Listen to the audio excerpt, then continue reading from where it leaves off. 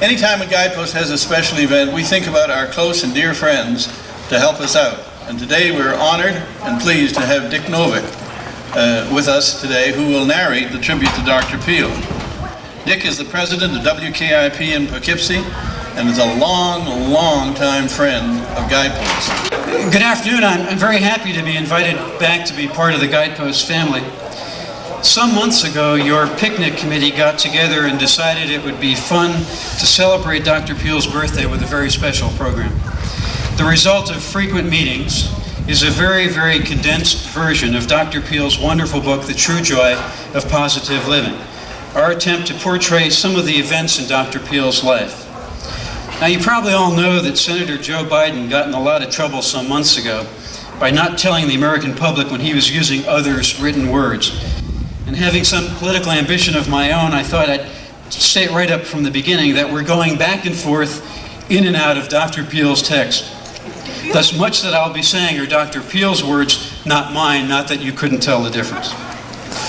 John Lindholm, incidentally, just told me he's read Joe Biden's new autobiography entitled Iacocca. Here then, Dr. and Mrs. Peale, is our attempt to entertain you. I have a feeling I'm going to be calling on all of our sense of positive feelings very often this afternoon. Norman Vincent Peale was born on May 31st, 1898 in Bowersville, Ohio, a charming village of some 300 people located on a dusty road running through lush pasture land. Dr. Peale wrote about the hold Bowersville had in his life. I have spent most of my life in urban centers, including over 50 years in New York City. But I thank God and my parents that I was honored by being born in a beautiful little American village where love of God and love of country and Christian morality were taught and practiced by sturdy people who were the salt of the earth. To the last, at least in heart, I will always be a country boy from Ohio. It's fitting that our first scene takes place with young Norman upstairs in his bedroom, shortly after his family moved near downtown Cincinnati. Lying in bed on a summer's night, he hears the romantic whistles of steamboats on the river winding their way to Pittsburgh or down to New Orleans. He would also hear train whistles, the long drawn-out whistles of steam locomotives. In his imagination, he could see the trains flashing through the countryside. Would I ever ride on those trains? Mother. Oh, you know Norman, Mother. Probably playing with the train again, wishing he were on board. He's always thinking he'd like to be at far-off places. I do that. A little boy's thoughts are long thoughts, mixed with dreams, and young Norman would drift into sleep dreaming of steamboats on the river and speeding trains in the night. Perhaps it was then, that early, that he became a nomad, now traveling over 200,000 miles a year. It's no secret to any of us that Dr. Peale is quite a dispenser of wisdom. But throughout his life, he too received some words of wisdom, pearls of wisdom, you might call them. In between each of the skits, I'm going to present a few pearls of wisdom, which made Dr. Peale the man he is today. So let's go back to the early years to begin with, to a small school and a young boy. I too am taking from your text, if that's all right with you. Dr. Peale says, "When I was a young boy, I attended the old Williams Avenue School in Norwood, Ohio. The teacher of the 5th grade was Professor George Reeves. In those days, teachers, even those below university rank, were referred to with a dignity regretfully absent today. Mr. Reeves is stamped indelibly upon my memory. He was a large man, weighing over 220 pounds, and of a good height. He had a stern look which covered up a kind heart. He was, in a sense, a character, which seems to be a term applied to any different type of person. But Mr. Reeves would do things that were unforgettable. For example, occasionally he would write on the blackboard in large letters the word can't. Then, dusting the chalk off his fingers, he would look at the class and ask, "What shall I do now?" We knew what he wanted and chanted back, "Knock the T off can't," which he proceeded to do forthwith with a sweeping gesture. Then he would say, "Let that be a lesson to you. You can if you think you can." Following this, he would point his big forefinger and growl, "And don't you ever forget it either." Doubtless some modern instructors would lift an eyebrow at such pedagogy, but it must have had some teaching effect, for one student at least remembers the lesson more than half a century later. I bless the name of George Rees, for he started a trend of thought working in the mind of a shy little boy. I'm sure he had an influence upon my development of the positive thinking principle. He lodged in my mind the essence of an idea. The way one thinks has a powerful effect upon one's ability to perform effectively. Of course, I did not realize it at the time, but since the incident never faded from memory, it follows that it had a pervasive and continuing influence on my growing experience. Now, in addition to these pearls, we decided that we should have a little prop for each one. So what I have here is a Pearls of Wisdom basket. I know it's so because it's got pearls on it. The first prop that I have for you is a rather beaten and worn tea. In fact, this is the very tea that you've been knocking off the word can't all these years. I also have a book that we managed to uncover called The History of Findlay's Public Schools. So I'm going to put these in the basket and present you with the basket. Then after each Pearl of Wisdom, I'll walk over and hand you the next prop.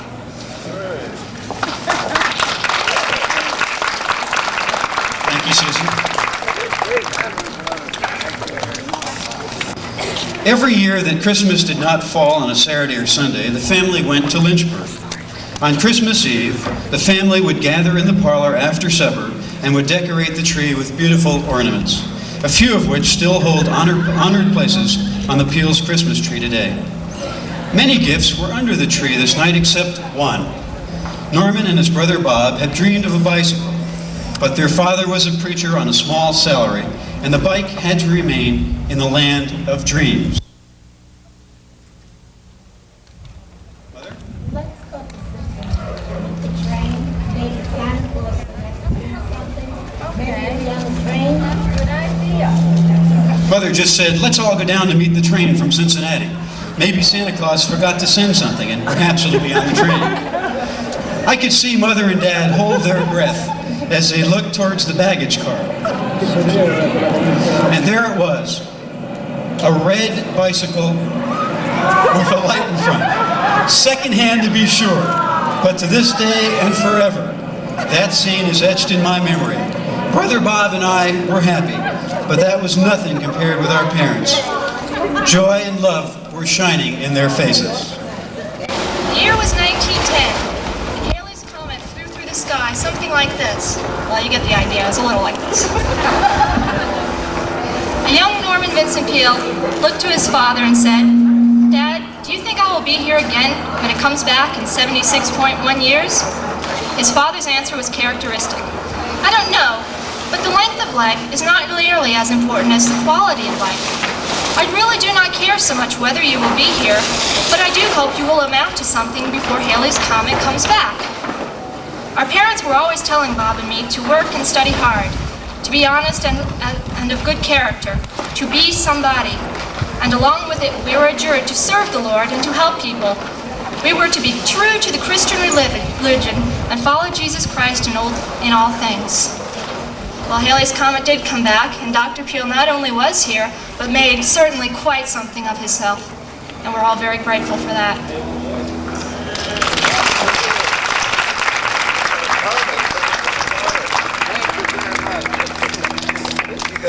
Dr. Peale said in The True Joy of Positive Living, "I've spoken at just about as many sales rallies and conventions as most anyone, and I have a lifelong interest in salesmanship and appreciation of people in sales, of all people in sales. In all likelihood, this interest began with a sales experience during my summer vacation in Greenville, Ohio. An advertisement in a magazine emphasized an easy job that any enterprising lad could do, selling aluminum cooking utensils door to door. After purchasing the $15 kit and mastering the art of sales talk, I felt I was ready to do my thing. The first house I went to was unpainted and somewhat dilapidated. I gave excuses for not going to it. The next house was neat and cared for. Finally, I got up my nerve, and while praying that no one would respond, I rang the doorbell.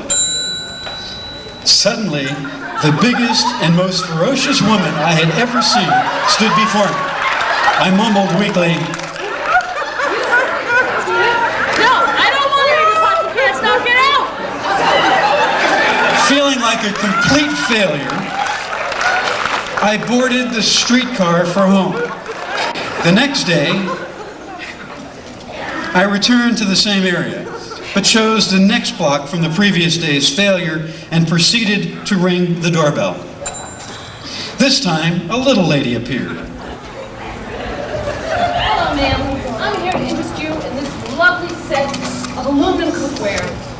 May I show you how this works? Oh, yes, please come in. My pots I have are also old. Please come in and we'll have some coffee and talk about it. Terrific. After inviting me in, I obtained one of the best orders I sold all summer long. Years later, while speaking in Indianapolis, I had a chance to meet again that very same lady who told me what a good salesman I was and that she still had a few of the pots and pans which I sold her. I also wanted to tell you, Dr. Peale, that I was thinking of calling these little shorties Centennial Minutes, but see, you're still a young fella. You're not 100 yet, so I couldn't do that. When Dr. Peale was a young man, one of the jobs he had was helping to sell clothing. He says in his book, "The Leading's Men clothing store in Bellefontaine, Ohio, where we lived after Greenville, was run by Emile Geiger. Emile's outstanding characteristics were a gracious and lovable personality and strict honesty. I know, for I used to work for him after school, on Saturdays, and occasionally on some special project. In those days, men and boys in our low economic level had only 2 suits, one worn every day and one called our Sunday suit, worn only to church or other special occasions, and both had to be long-lasting. Accordingly, Emile's turnover of inventory was slow, and now and then he had to unload merchandise that was perfectly good but had gone a bit out of style. One day he said, 'Norman, I want you to take some trips out into the country and sell these leftover suits to farmers, house to house.' He had displayed them neatly in a covered wagon. 'These are perfectly good suits, splendid English cloth and well made. They will make fine Sunday suits. And if the customer takes good care of the garment and keeps it a while, it will eventually come back into style. Emphasize this and don't sell a suit unless it fits or can be altered satisfactorily. And I'm putting a fair price on each suit. Always remember, son, the secret of salesmanship is to have good merchandise that you can honestly recommend. And when your product is something the customer needs and will serve him well, be a good persuader.' And so Norman Peale learned about a good value.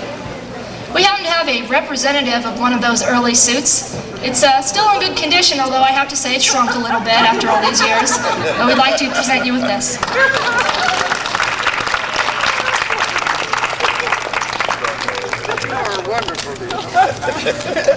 I have one painful memory of our life in Greenville, Ohio, Dr. Peale writes.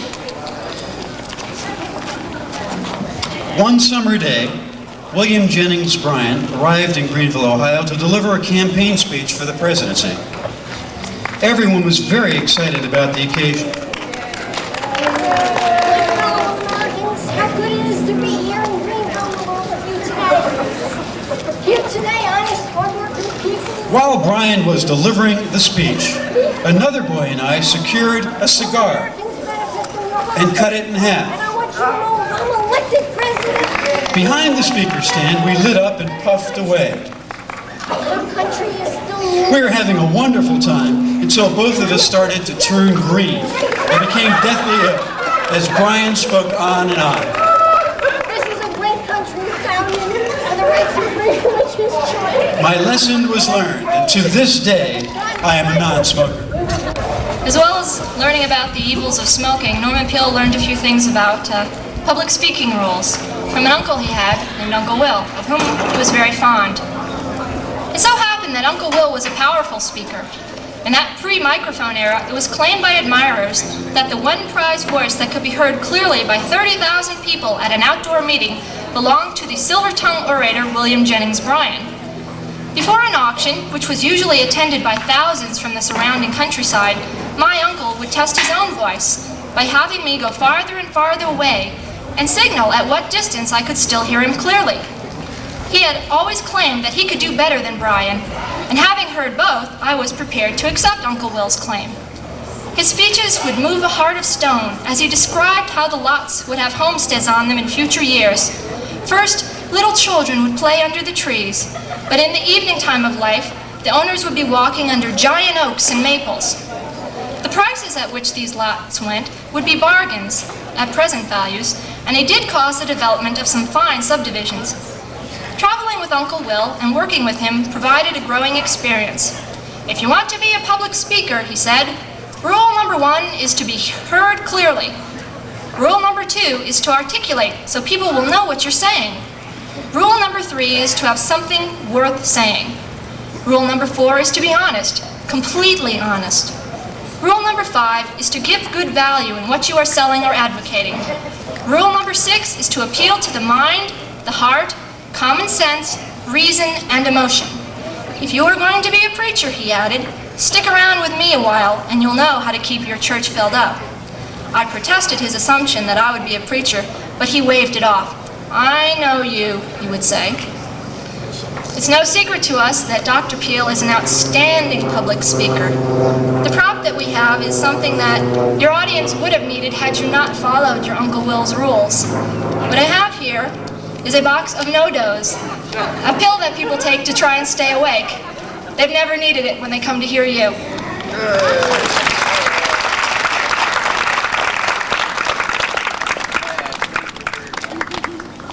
You know, it's hard to believe that the greatest public speaker in the country, Norman Vincent Peale, was, as a boy, shy and frightened of public speaking. Dr. Peale writes, but it was always there, an inferiority feeling, a sense of inadequacy, especially evident in social contacts beyond my close personal friends. Strangely enough, though I was very often tongue-tied and very shy, I always wanted to be a public speaker. My shyness followed me right into college. I recall when my assignment in school was to give some brief remarks at a special assembly of all the students, one little girl seated in the front row said, Oh, look, his knees shake! Indeed, they were shaking, and for this one comment I persisted just to show her that I could do it. Shortly thereafter, my father said to me, you have it in you to be a speaker, better than your father, but you must get yourself out of the picture. And the best way to do that is to put Jesus at the center. If you love the people to whom you speak and forget yourself, you will eventually find yourself. Above all, always be real, my son. Dr. Peale's mother was also very inspirational to him and a driving force behind him. When he turned 21, he had the pleasure of casting his first ballot at the same time his mother did, since women had just gained the right to vote. He says of her in his book, had Anna Peale lived in a later era, she would very likely have run for Congress or for some other form of public participation in citizenship. I went with her to the polls on the first election day that women could vote. It was my first vote too, as I had just become 21 a few months earlier. We stood in line at the polling booth, she ahead of me. Ladies first, I told her. Should have happened a long time ago, she muttered. Imagine not letting women vote, and that fellow over there has been voting for years, she said, pointing to the red-nosed town drunk. When we emerged from voting, I asked, Mother, how did you vote? That is a private matter, she snapped. But if you must know, of course I voted the only intelligent way, Democratic, for James M. Cox for president. And to show my impartiality, because I liked him, I voted for Clint Cole for Congress, even if he is a Republican. Then curiosity got the better of her. I suppose you voted Republican like your father for that old Warren G. Harding. Yes, I've got to admit I voted Republican, so I guess we canceled out each other's vote. Not on your life, she declared. I voted as an intelligent, thinking American, solely on the issues, whereas you voted the Peale family men's tradition, unthinkingly. As we walked along, she put her arm through mine lovingly and said something about a black sheep in every family politically, meaning me. Whereupon I reminded her that her father and grandfather had been Democrats. Later on, we both became independent of political party labels, and at one time we both voted for the same presidential candidate. The little prop is a voter registration form from Dutchess County. You probably don't need this, but just in case, and to show everyone what it looks like, because I'm sure you'll want them to fill these out.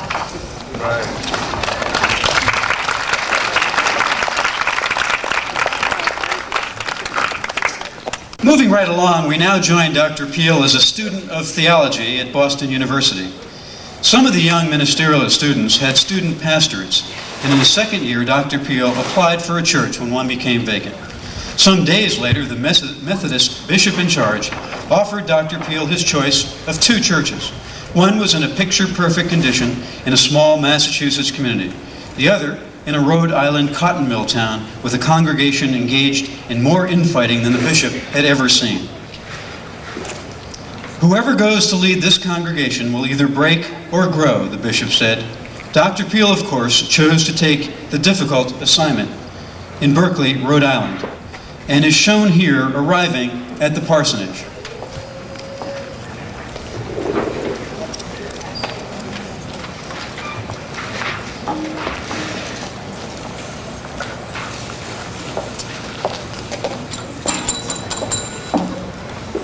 Oh, are you Mrs. Morris?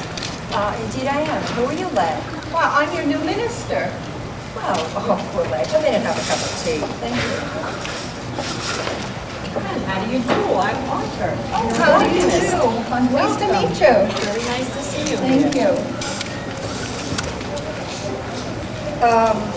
You go on up now and take a look at this new church.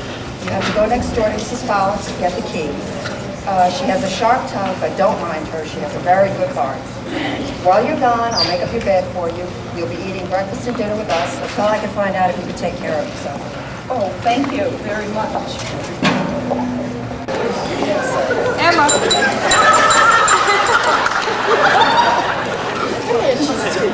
Oh, are you Mrs. Fallon? Indeed I am, lad. Come on in, have a seat.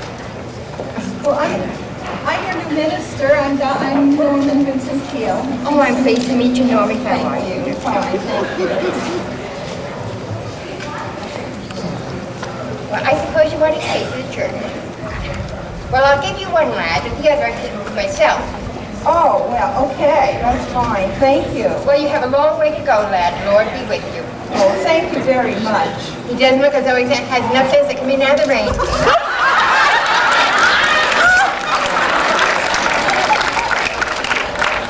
When Dr. Peale was a young gentleman, he learned a little something about looking beyond the surface that a person projects and into their soul, looking for the goodness in a person. At the City Council sessions, I sat at the same table with Erwin Gepps, chief reporter of the Courier, a man more than twice my age and one of the best writers I have ever read in any newspaper anywhere. He was a kindly man and would give me helpful hints, so I felt free to open up and tell him of my difficulty with a certain police sergeant. "Oh, he isn't as tough as he acts," said Mr. Gepps. "He's got a great big heart under that exterior, and he tries to conceal it. Tell you what, Norman, use a little strategy on him and you'll win him over." He explained that the police sergeant had a little granddaughter, the apple of his eye, and suggested that if I contrived to see the little girl and then to talk to the old bear about her, I would worm my way into his good graces. So the next day, I rode my bicycle along the street where the child lived and saw her playing in the yard of her home. I went at once to the police station where the sergeant grunted, as usual, in answer to my bright, "Good morning." "Sergeant," I said, "I happened to see that little granddaughter of yours. She is by all odds one of the most beautiful children I have ever seen." "That," he replied, "is the most sensible thing I've ever heard you say." He didn't melt overnight, but this glimpse into the heart of a rugged man gave me a genuine liking for him, and in time this transmitted itself and we became friendly. When I reported this to Mr. Gepps, he said, "I have found that when you look for good in people, you'll find it, and in turn they will do good to you." Erwin Gepps was one of my teachers along life's way, and I hold him in affectionate memory. I present to you this magnifying glass, which you have used to look for the good in people, symbolic of course. And I have to tell you as a side note that you're really right about thinking positively, because when I was looking for this particular prop, I went to 3 stores and found not even one magnifying glass. I walked into the 4th, thinking I would never find one, and remembered that you said you'll find something if you think you can find it. If I just believed that, of course, somewhere someone must sell a magnifying glass. And I looked in the first row and saw nothing, and got to a second and saw nothing, and was about to leave when I said, "Oh, come on now, let's keep trying." And I looked to the 3rd, and there was an entire row of them. So you're right.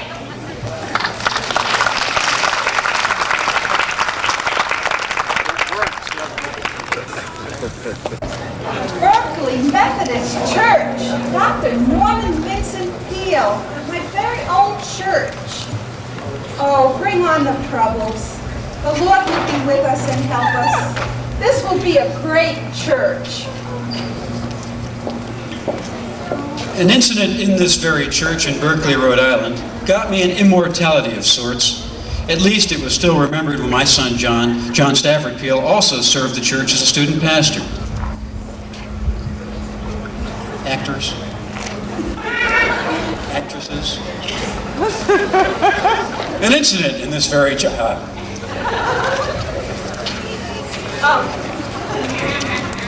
Oh, Martin. Hi, Pastor. How are you? I'm fine. Good, I'm so glad that we met. Yes. I know I have great faith in you, and I know you can help me solve a problem.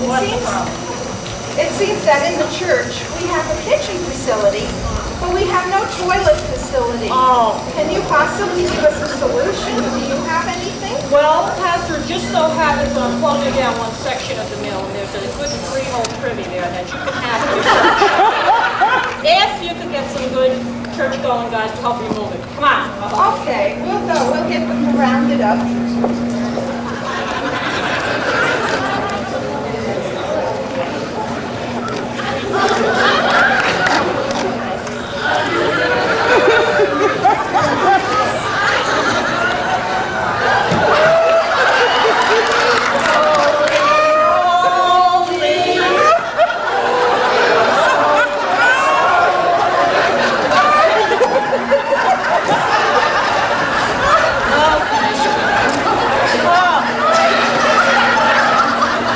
For years, what became known as Peale's Privy Project was referred to by succeeding generations as one of my greatest contributions to the Berkeley Church.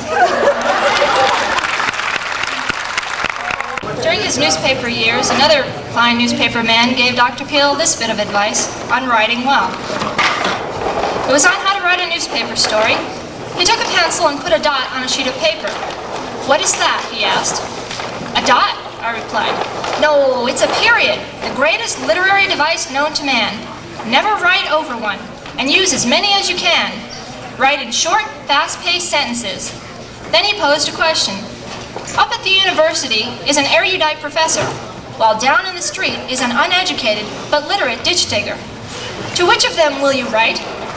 "To the ditch digger," I replied, "for then they will both understand what I am saying." "Right, go to the head of the class. And always make your story interesting, truthful, and don't editorialize in a news story. Put the basic facts in the first paragraph, amplify sufficiently to tell the whole story, put down a period, and stop. Use simple language, such as the word get, instead of procure. Always use good old understandable American English all the way. And keep the human touch." Grove Patterson subsequently wrote a daily column, The Way of the Word, for the Toledo Blade. One of his pieces especially impressed me as an example of how profound truth can be written in a simple, moving way, and in such a manner as to be unforgettable. It had the human touch, and I kept that editorial and reread it for years. A simple prop, a period. Thank you for heeding the advice and using them well.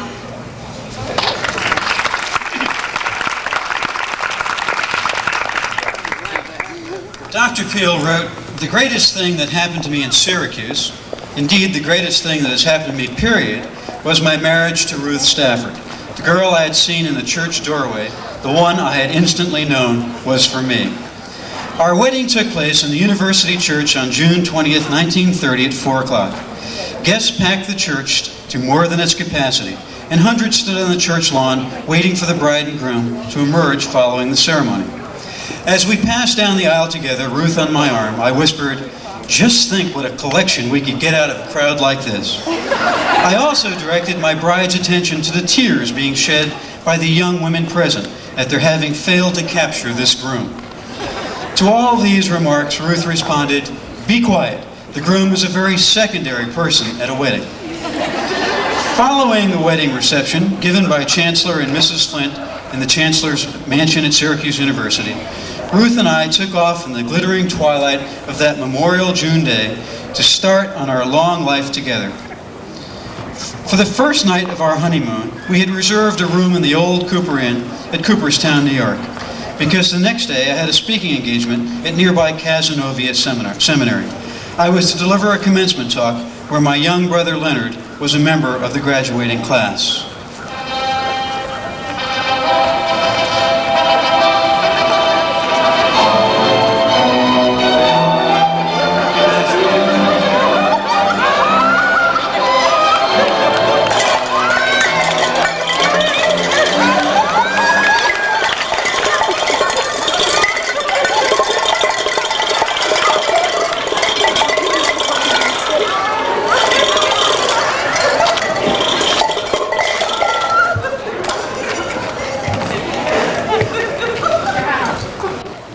Was a bit crowded since the entire Peale family came along. The next morning we read in the Syracuse Post-Standard that the most eligible bachelor in Syracuse had been married the day before. I pointed this out to Ruth, but she seemed very unimpressed.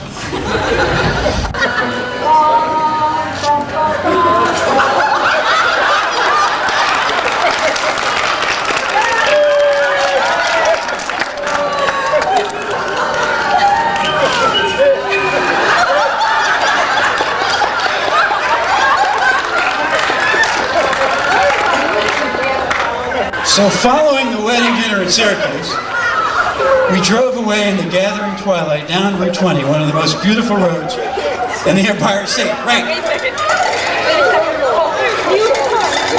Music. But turn that car around so people can see. Yeah, the audience is safe.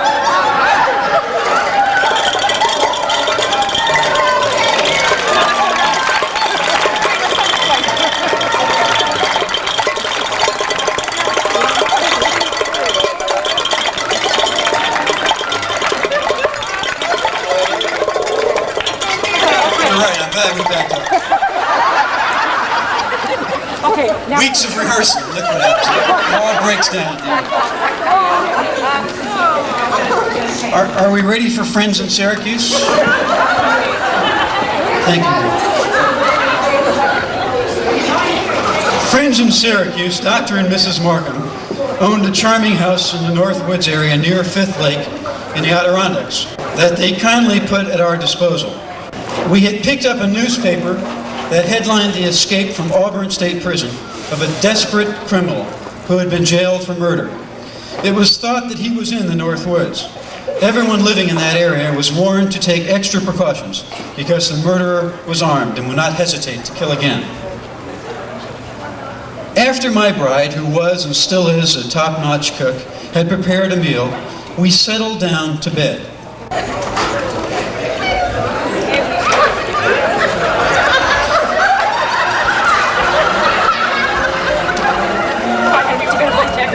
But the silence was awesome.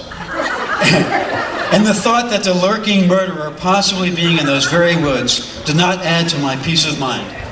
At every noise or creak in the old house, I envisioned his stealthy approach. Suddenly, a noise on the porch sounded like a footstep. John, don't leave. A chill passed through me. Here I was alone with my bride. We were to be murdered on our honeymoon. Something had to be done, and it was up to me to do it. Ruth was unperturbed, and obviously not worried at all. No, not quite ready. Don't be worried, I said heroically. Leave it to me. Whoever this intruder is, I'll handle him. Seizing an axe, with which I found in the woodshed by the kitchen, I advanced towards the door from which the sound of the step had come. With bravado, I took hold of the knob and flung the door open. There, blinking up at me, was the little chipmunk.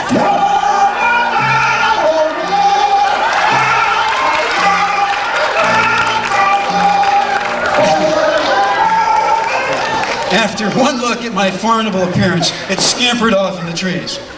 "Scaredy cat," said Ruth. "You have to be on the alert," I mumbled. Finally, I came in sleeplessly. Finally, I came in holding the axe behind me. "Whatever you're going to do with that axe?" Ruth asked. "If that convict gets in here, he'll have to deal with me," I said, putting the axe by the side of the bed where I could quickly reach it. I'm sure that would frighten him, said my calm and unafraid wife. When morning light came, with the sun shining down among the trees and sparkling on the lake, I self-consciously returned the axe to the woodshed. The convict was apprehended the next day.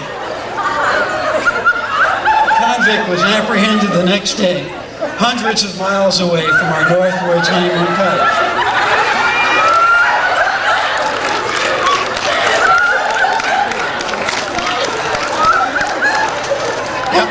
A few days later, we returned to Syracuse. And for the next 2 years, the husband and wife team of Ruth and Norman Peale began to function in the many ways that have made an exciting life story for over half a century. And am I glad that scene's over.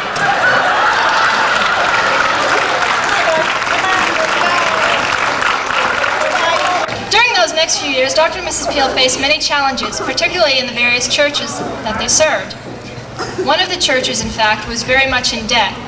So much so that they had to raise $55,000, which by those days' standards was an incredible amount of money. But in the experience, Dr. Peale learned something about getting what you need, even though you think something is impossible. He went to one of his parishioners and said, "Brother Andrews, we had a meeting of the official board last night concerning the financial problem. I heard you did. I thought I would come out to see you. I figured you would." "Well," I continued brightly, "we don't believe we can handle all that debt of $55,000, so we have decided to go after $20,000 of it. And I wondered what you will give." "Well," he responded promptly, "the answer is not a nickel. In fact, not a cent." I sat disconcerted. But he continued, "I tell you what I will do. I will pray for you." While I am an avid believer in prayer, I must say that at this moment this offer was a bit of a letdown. But the prayer he offered to the Lord, like all of Brother Andrews' prayers, had power in it. Perhaps it appeared to be a bit less than formal, but it had genuine love and faith. "Get onto your knees," he ordered. "Now, Lord," he said, "I pray for this young minister.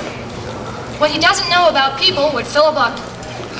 I know he has been to college and has several degrees, but he doesn't realize that faith and courage are required for leadership, and that people will respond to bugle calls. So if he is going to go along supinely with those same old negative attitudes and go out timidly to raise only $20,000, I will not give anything. But, dear Lord, if he will be courageous and decide to raise the whole $55,000, I will give $5,000. Amen." "That's wonderful, Brother Andrews," I said excitedly. "You will give $5,000? But where are we going to get the rest?" "That's easy. Where you got the first $5. "And where was that?" I asked, a bit perplexed. "You prayed for it, and you now have it and need only $50,000 more. So here is what you do. Go downtown and ask Dr. Roy Moore for a matching gift of $5,000. He can do it. He doesn't know that he can't, but he can. So picture him as doing just that. And thank God for working on his heart, for he is a good man." Following his positive direction, I drove to the doctor's office. Then that old shyness of mine began to assert itself once again. Hoping there would be no place to park so that I would not have to confront the doctor, I immediately found a spot. "Hello, Norman," the doctor said. "I hear that you are out raising $20,000. "Well, that is what the board has ordered, but I've just gotten a good gift provided we raise the whole $55,000. But I need a matching gift." "Well, how much do you want from me?" I was about to say $1,000, but I quickly upped it in my mind to $3,000. Then I saw a vision of old Brother Andrew's face with faith written all over it. "Doctor, I'm going to give you the privilege of making a matching gift with Brother Andrews of $5,000. The doctor was obviously startled. I could actually watch his mind working. "It's a lot of money," he muttered, but, tell you what, I will give $5,000. I could hardly contain my amazed excitement. Leaping into my car, I broke all speed limits to Mr. Andrews' house. Slamming on the brakes in a cloud of dust, I dashed into the house without knocking and cried, "He did it! He did it!" "Of course he did," calmly said Brother Andrews. Knowing how weak your faith was, I sent a prayer of affirmation along with you right into the doctor's office. I know, I shouted. I saw it hit him. Well now, young fellow, you have $10,000. But, I hesitated.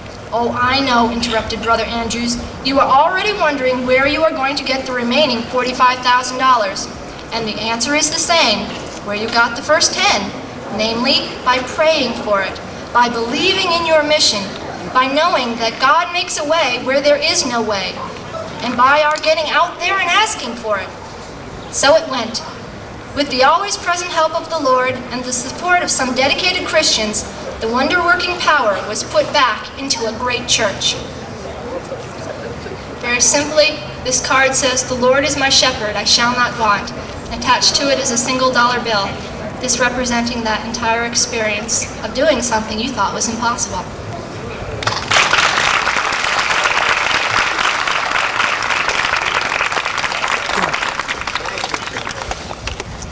We now switch to a scene in church where the Peale's children, when the Peale's children were young. Obviously, this was a long, long time ago, this. Children, being children, did not want to sit in the pastor's pew and were given permission to sit on their own as long as they would behave.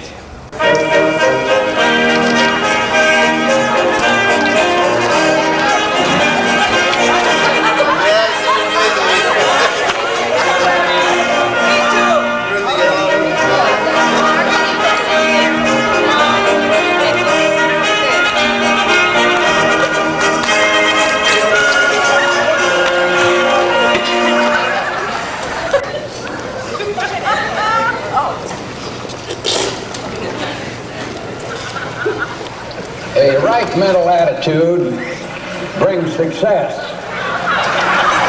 And what is success? Is it to make a lot of money, get your name repeatedly in the paper, become a celebrity, a VIP, a big shot? Well, obviously no. Although to have the money is all right, provided you come by it honestly and use it creatively. And if you get your name in the paper under the right circumstances, there's nothing wrong with that. But anybody who knows anything at all about human life knows that you can't equate success in materialistic terms. And what is a success? Who is a successful person? Well, H.G. Wells is a famous British writer, and he says, the only true measure of success is the ratio between what we might have done and what we might have been on the one hand, and the thing we have made of ourselves on the other. Now that isn't bad. That makes sense. The true measure of whether or not you are a success or I am a success is whether what we are is corresponds with what we might have made of ourselves. But obviously it would seem that a successful individual is an individual who is all there, who is well organized, well integrated, healthy minded, under control of himself and God. An individual who has no mix-ups, no hang-ups, no quirks, no disorganization, who is a whole, healthy-minded human being. Now the problem is, how do you get that way? How do you become a successful individual on the basis of that definition? Point number one. importantly, outgoingness. Get out of yourself. Give yourself. Only those people are successful in this life who do give themselves. Not only their money, but their love, their interest, their sympathy. They're not those narrow little withdrawn people who only do what they're supposed to do. Do the job from 9 to 5 with an hour off for lunch. And that is it. You may have noticed that Dr. Peale noticed that the congregation was not really paying attention to him. When he followed their gaze, he saw Margaret, the eldest, mimicking his words and imitating his motions. Sure enough, the children had to sit in the pastor's pew from that day on.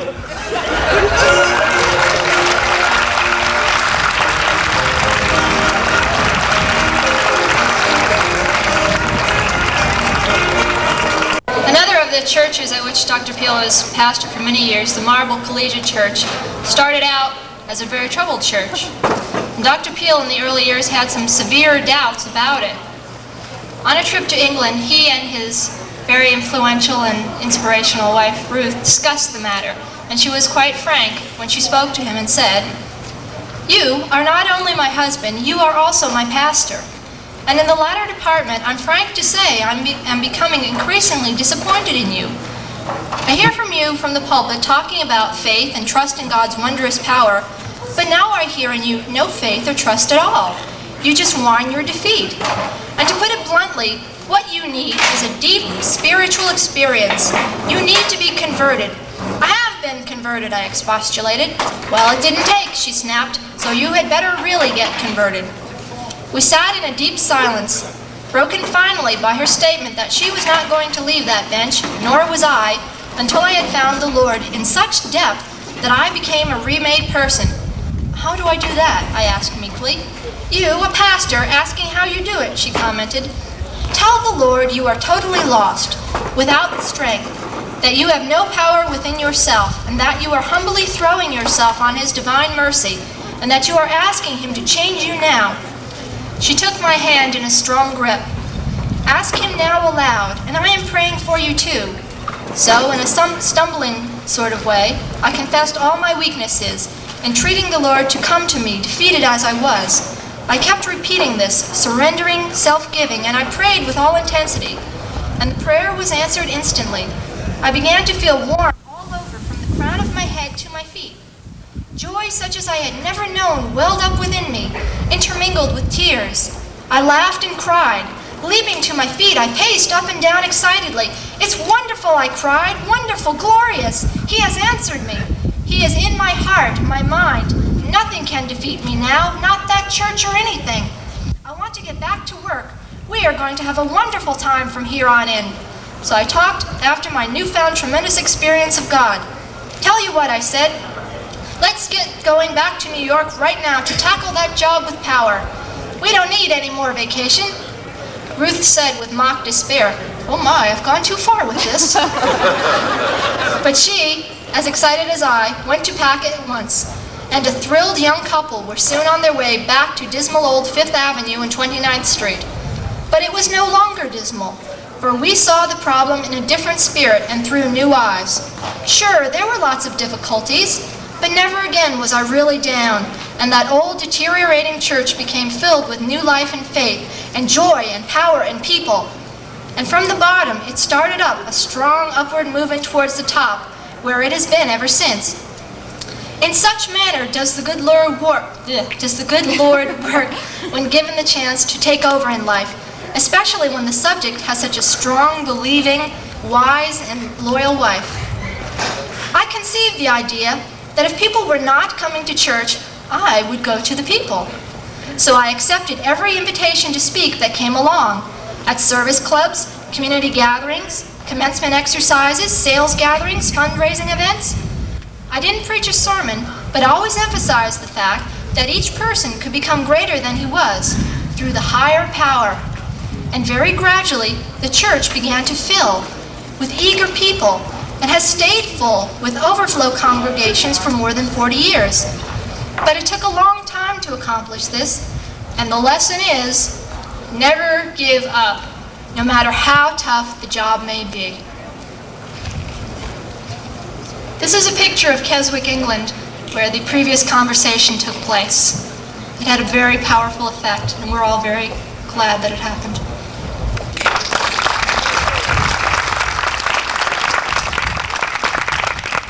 We're going to enact for you now the creation of Guideposts magazine. In the autumn of 1944, Raymond Thornburg, my neighbor and long-term friend from college days, told me that he had an idea he wanted me to hear. He felt that businessmen needed something besides financial reports and production papers to read, something inspirational and spiritual.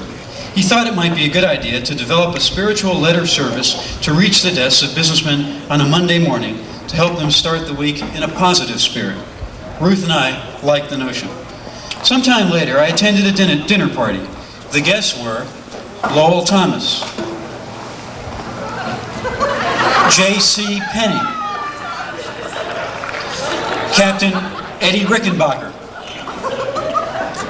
Branch Rickey, and myself.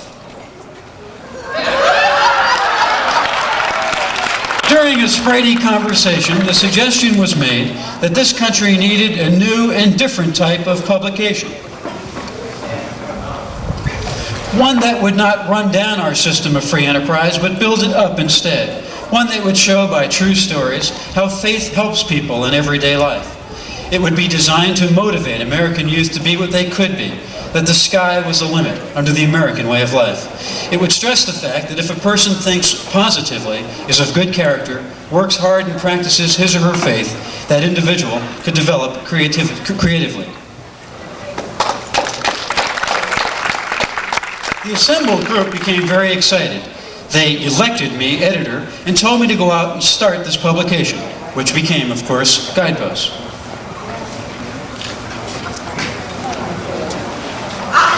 Well, friends, I said, I do appreciate being made editor of this non-existent magazine, but even though I'm a preacher, I was not born yesterday, and I'm smart enough to know that to launch any such enterprise, some capital is necessary.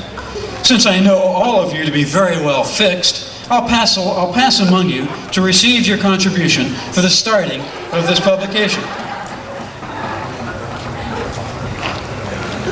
I'm sometimes pained by the reactions of human nature, as in this instance, the alacrity with which all present suddenly discovered that the hour was late and they had to get along home. As they left me, the editor of a non-existent magazine, having no editorial know-how, no subscribers, no equipment, no office, no employees, and no capital, which might appropriately be called an unpropitious situation. We thought at this time we'd show you a few of Dr. Peale's favorite things. Brown paper packages tied up with strings. These are a few of my favorite things.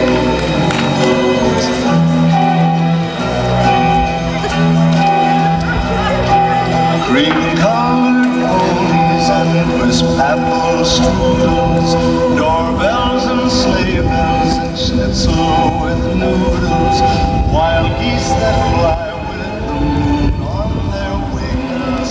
These are a few of my favorite things.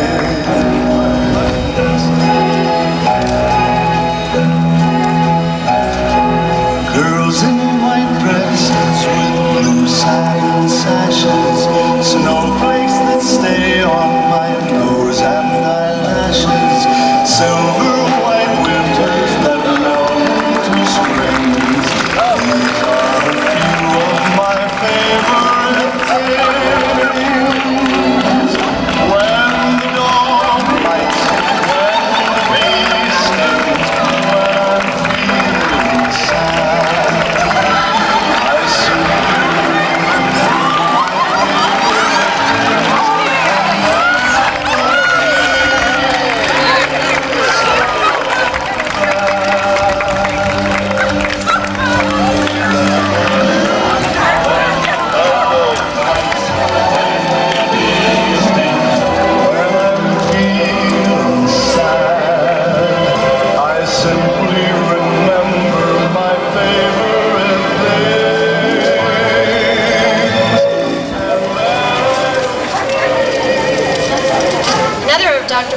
favorite things from his childhood was his mother's saltwater taffy.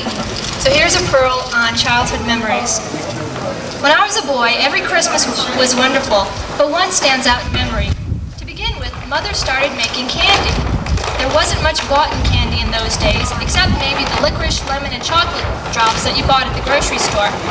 Fancy boxed candies were hardly available, so most families made their own, and I fondly remember the aroma that filled the house.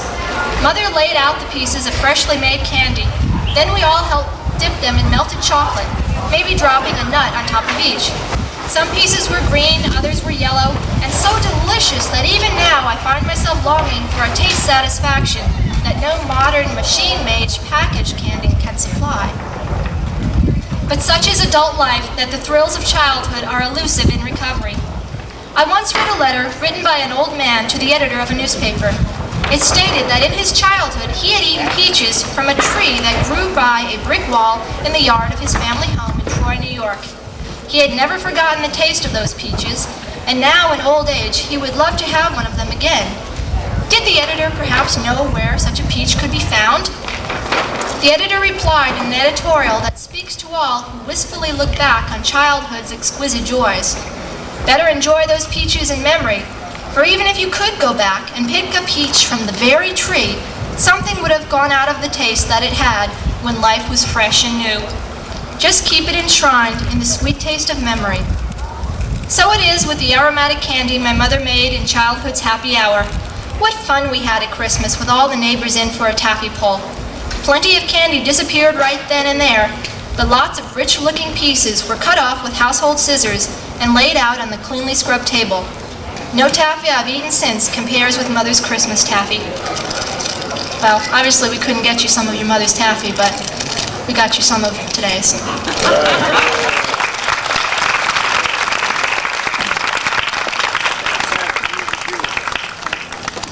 It happened on a Sunday afternoon, Memorial Day, May 30th, 1926. The community service that day was in memory of those who had died and in tribute to the Gold Star Mothers, so called because they had given their sons to their country. As chaplain of the Legion, I received an invitation to give the invocation, or brief opening prayer at the service, which will be held at the bandstand in Prospect Park. Upon arriving, I noted the huge crowd. A policeman told me it numbered at least 50,000 people. Looking out from the platform, I could see that all available space was filled, and seated in the section immediately in front was a large number of the Gold Star Mothers of Brooklyn. I reported to the chairman of the meeting, found my seat on the platform, and scanned the program. I couldn't believe my eyes, for there was my name listed, not for the invocation, but for the address. As plain as day it read, Address Norman Vincent Peale. And to make matters worse, I was scheduled to speak just before the order of the day, General Theodore Roosevelt Jr., famous son of the late President of the United States. Never had I faced so large an assembly. Aghast, all but petrified by fear, I rushed up to the chairman. "It's a mistake, sir. I'm listed here for an address. It was only to be the invocation. I just can't do it." General Roosevelt, overhearing my prostration, entered into the discussion. "Son," he said, "you are a minister of our Lord. As such, surely you'll have something to say to these women." He pointed at the Gold Star Mothers. "Every one of them is even now thinking of a little boy she reared, only to have him go off to war and die in Flanders fields. And all those people love our country just like you and I do. Talk to all of us out of your heart. Put your trust in God. Love these people, and you will do a fine job." So saying, he slapped me on the back. Fortunately, I have given a Memorial Day sermon that morning at church. So calmed by the General's words, I readjusted a brief version of it to suit this occasion, at least enough to get by. I gave my little speech, received kind applause from the vast magnitude. Thank you. And resumed my seat. General Roosevelt seemed genuinely pleased, patting me approvingly on the knee. He rang the bell. "That was great," he enthused. It was a feeble ringing of the bell, I well know, but the General added, "I knew you could do it." Just a quick pearl. The General's final words were to Dr. Peale, "When we forget ourselves, think of others, and try to be of help to them, we can surpass ourselves. Always remember that." Well, says Dr. Peale, I have tried to remember this advice, but there was never any trouble in remembering General Roosevelt, for it did help a young preacher confronted by a multitude. I will always think of him with abiding gratitude and affection. For all of those mothers, from all of us, for every American who served in any war, we present you with this American flag, Dr. Peale.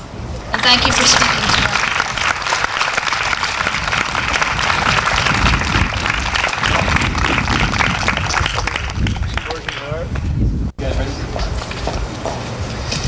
In Chicago, on another occasion, when I was being introduced to the National Undertakers Convention, the chairman read the subject of my talk, the title of a book I had recently written, Stay Alive All Your Life.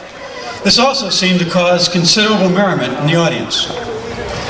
I was the speaker at the annual dinner of a state association of funeral directors and embalmers.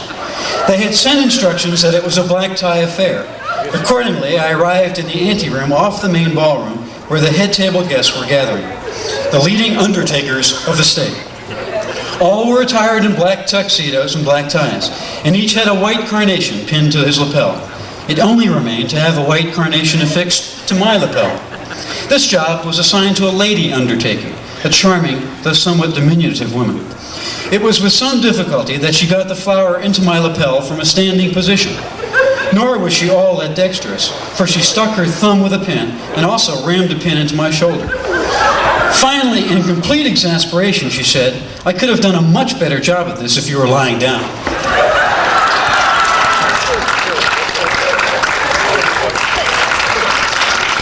When the power of positive thinking came out, Dr. Peale did not receive completely raving reviews. In fact, he had some rather nasty critics who said some rather nasty things about it and about him. How did he face anger and criticism? Well, he paid attention to the actions of his wife, Ruth. He said, "How did Ruth and I react to this clamor and to the violence of the attack, not only on the book, but also against me personally? In Ruth's case, it was simply to act like the in-depth Christian she is.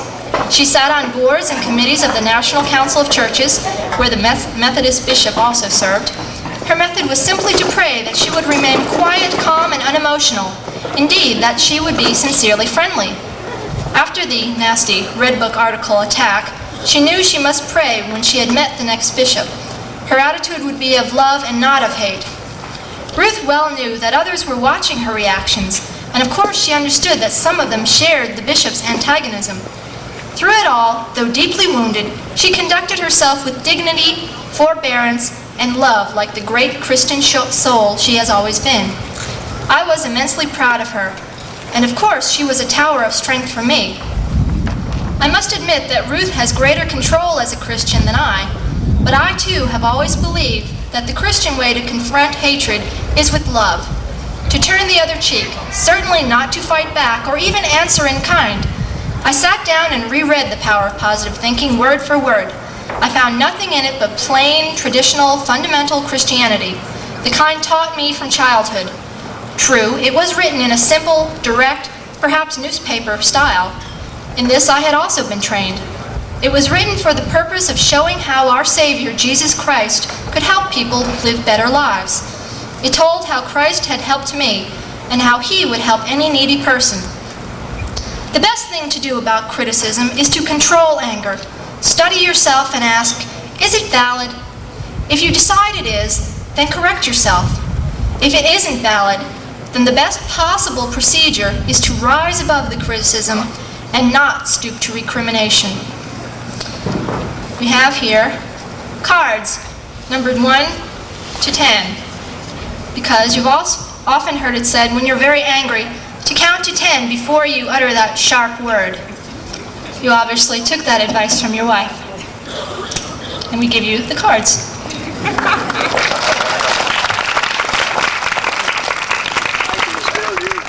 Our next to last scene finds Dr. Peale. We know that Dr. Peale and his wife have had the opportunity to travel all around the world. They slept in many beds, probably more than George Washington. On one occasion, they were invited to stay overnight at the White House in Washington. It was President Nixon's idea to have religious services conducted by ministers, priests, and rabbis on Sunday mornings in the East Room of the White House. After participating in these services, we were escorted to our rooms. I recall that when we were about to be ushered into quarters by President and Mrs. Nixon, the President asked whether we would rather sleep in the Lincoln Room or the Queen's Room. I was about to opt for the Lincoln Room when Ruth asked why the other room was called the Queen's Room. The President replied that it was because of the many queens who had slept in that room, and he pointed to their photographs on the wall.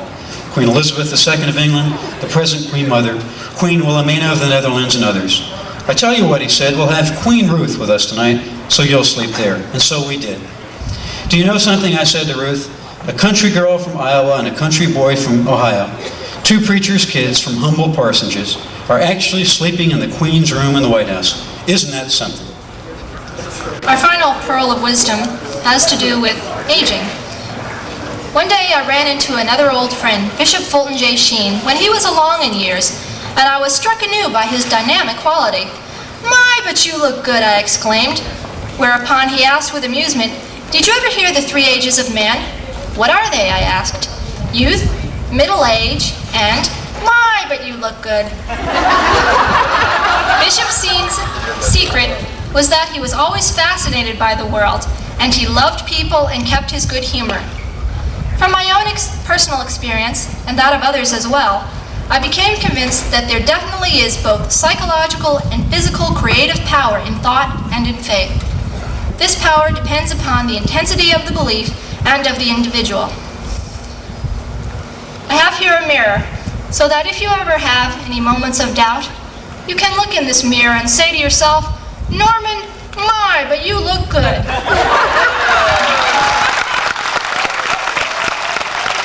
But, added to that, we all say, not only do you look good, but you think good, and you act good. And we thank you.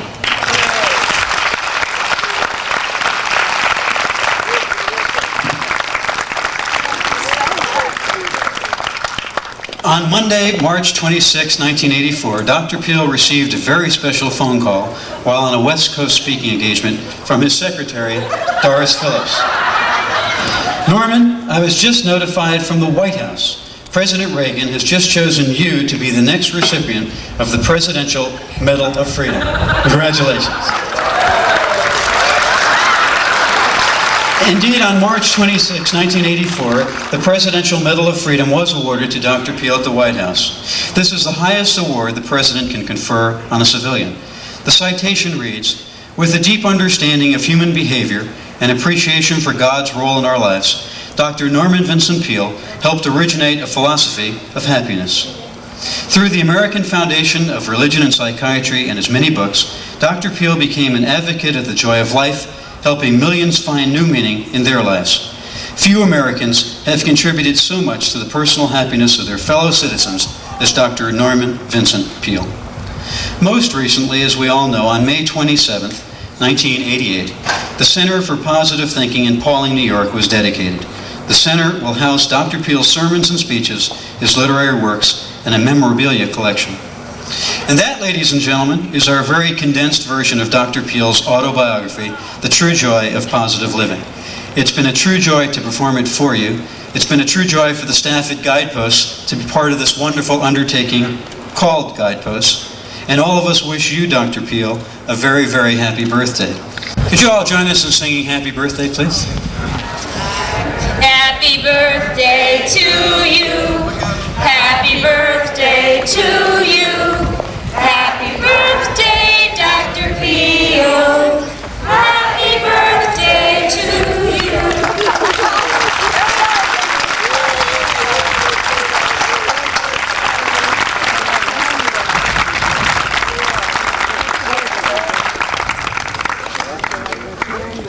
The people delivering Dr. Peale's gifts represents over 100 years of service. Those three people to Guideposts, believe it or not.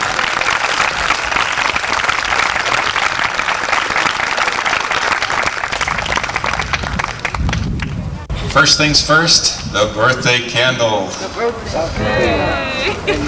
Make a wish.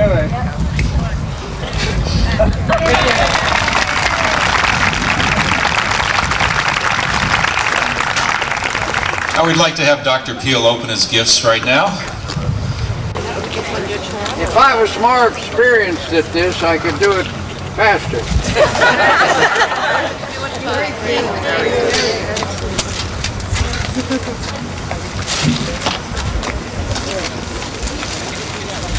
I save this paper for Christmas?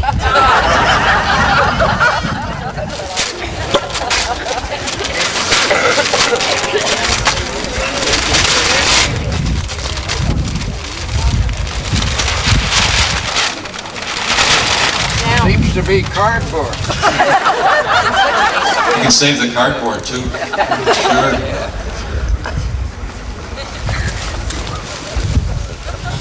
This is a real keepsake for Dr. Peale, so we wanted to make sure it was well protected.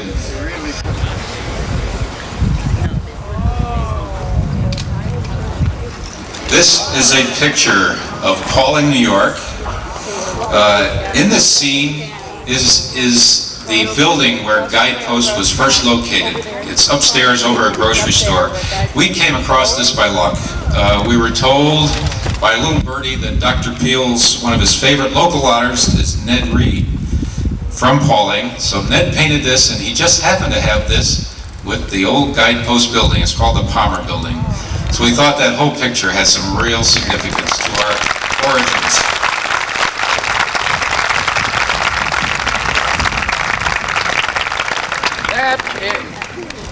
Joe, is a priceless thing. I've never seen it before. Now, I didn't write this, but I've been forced to read it. I think you know who Guidepost's poet is. And it says, "You will notice I'm in an unframed state. I don't know where you'll hang me, so I'll look great. I'll want to harmonize with your decor, wallpaper, paint, et al. In living room, dining room, study, or hall. When you decide, please choose a frame, but send the bill from whence I came."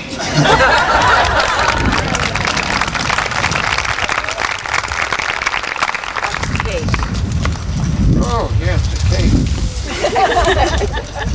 Thank you, Lois.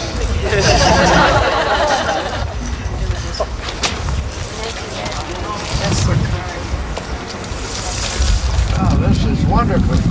From the cast and crew of your birthday presentation. That's a card signed by everybody who had anything to do with what happened up here on stage today. Yes.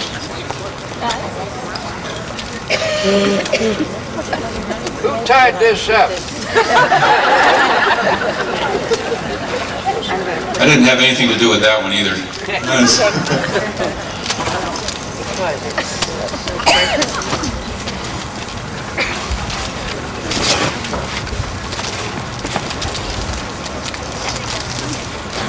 Card says happy birthday.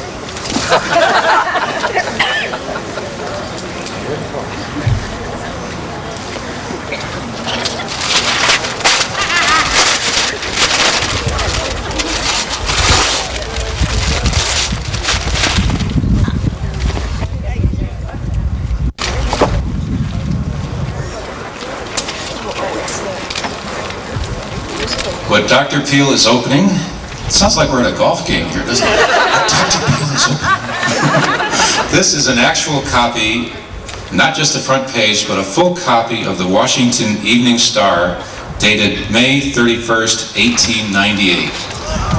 It'll be full of good things for Dr. and Mrs. Peale to read. Uh-oh. I didn't pick that out either.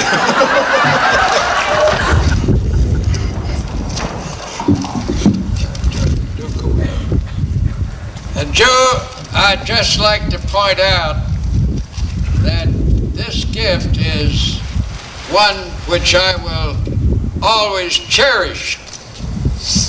It says the Evening Star, Washington, D.C., Tuesday, May 31st, 1898, 14 pages, price 2 cents.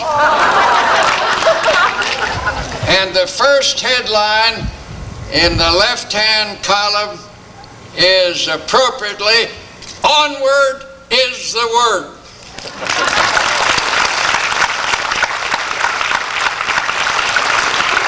That onward had to do with the invasion of Santiago. What can we tell you? Well, this has been the most wonderful day I have spent since I met Ruth.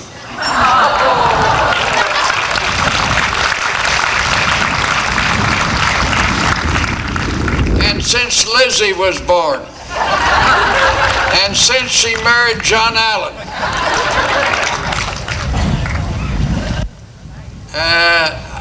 I have lived through many memories this afternoon, and to do it with all of you dear friends means much to me. And this sweet lady who gave the words of wisdom, she articulated it so beautifully, and her sweetness came through. And Joe, you're not bad yourself. And Dick Novick, my old friend, performed magnificently and had all his stage settings in order. And for every actor or actress who participated, I want to congratulate you. You're histrionic geniuses. I would like to make you a suggestion that we all repeat something like this 10 years from today.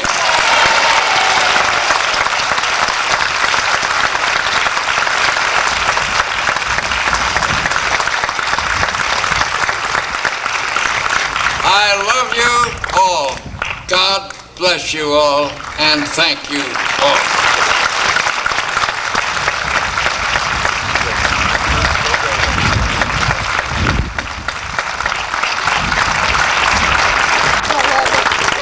Does Dr. Peale ever have the last word? No, he doesn't. So here is the president of Guideposts, Ruth Stafford Peale.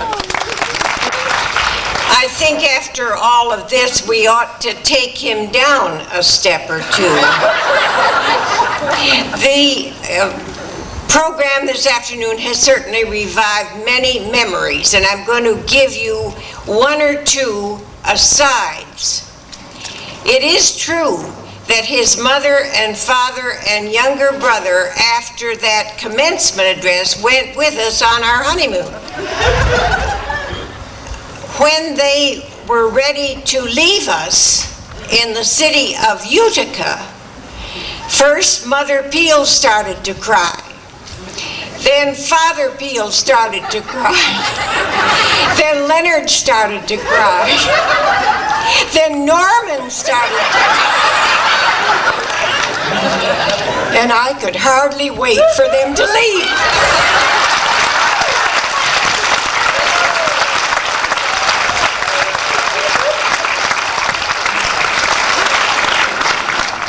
This, I think, is the usual birthday gift to everybody who has a birthday in Guideposts.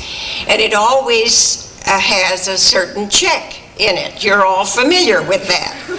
Now, I'm going to give this to Norman, but quickly take it back from him. And I'll tell you why. Soon after our wedding, we were in Syracuse and were ready to go away on a little vacation. So I said to Norman, "How much money do you have?" Well, he said, "I'll look in my pocket." No, I said, "How much have you got in the bank so that we can know how much we can spend on this vacation?" He said, "Oh, I'll go to the telephone and call the bank." Well, I took over the checkbook right then and there. And have had it ever since. He had absolutely no idea how much money he had. Here is your birthday gift from Guideposts.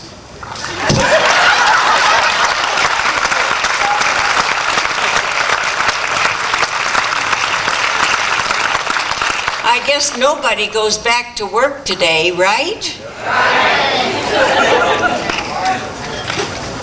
But while we have everybody together, I want to make acknowledgments to those people who made today the memorable occasion, the tribute to Dr. and Mrs. Peale that we really wanted it to be.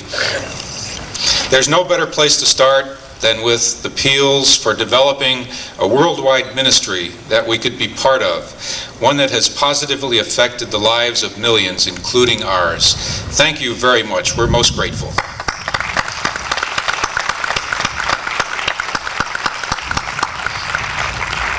I would like to thank everyone who was in a skit or those people who worked on a skit. And I'd like to have you all come down front and center so that we can acknowledge you right in person. I wish I could repeat everybody's name, but we'd be here till dawn. So please come down. And this would include our scenery designers, our stage crew, and our sound technicians, and everybody that was in a skit. Who was watching? Oh my God!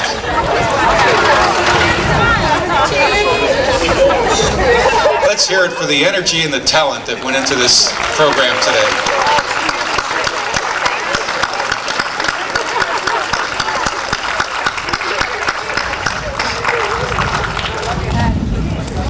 Okay, let's hear it for this great bunch of people.